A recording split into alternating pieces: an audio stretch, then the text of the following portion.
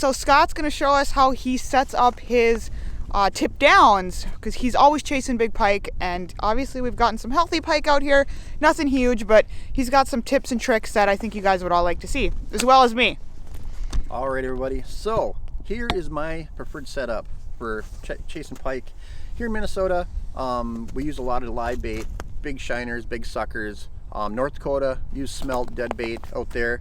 When I'm rigging here in Minnesota, what I like to do is, so here I got my 38-inch tune-up custom rods Commander, nice heavy rod.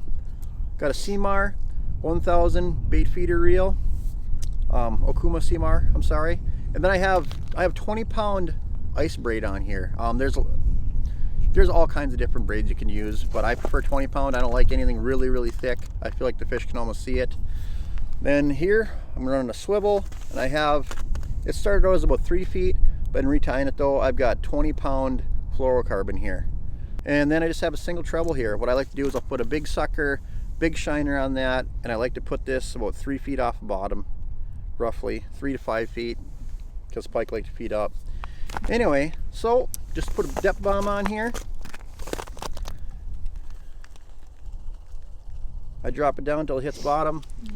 I'll reel down so I know I'm on bottom here, and I'll actually take about 1.5 feet, 2 feet of line. Kind of weird, but I'll put the reel on my hip here.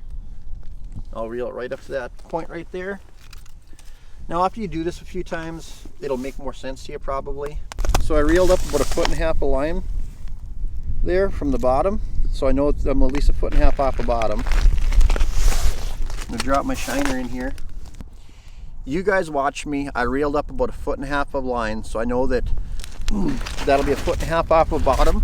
So basically, anything the tip of this rod to the water is additional length off the bottom. So it's 1.5 feet plus right there, you know, is another probably 1.5 feet. So I know that this minnow is 3 feet off the bottom.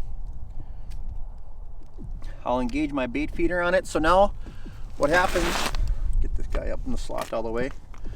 So what happens is a pike hits this, the rod tips down, and essentially you look over and you see the rod like this, and this pike will just take line out. You come over, you pull the rod out of the slot, reel down, it will disengage the bait feeder, then you set the hook, fight the fish on the rod, which is definitely my preferred way to do it. Tip ups are fun, don't get me wrong, but it's so much more fun fighting a big fish on a rod and reel, you know. So that's how I do it here in Minnesota.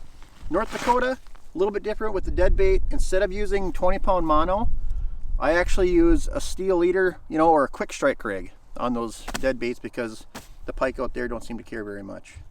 But that is probably, I mean, that's how I tip up fish, or tip down fish everywhere out here. I suppose all the